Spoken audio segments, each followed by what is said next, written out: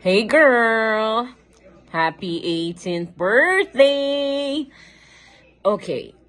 Sana napasaya kita kahit papano. Wish ko lang sa'yo, sana okay lang naman mag-boyfriend. Tito Tim said no, but it's okay. No, it's not.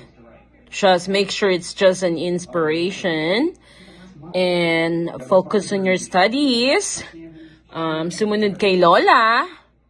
Kailangan prove it to me na you deserve what I give you.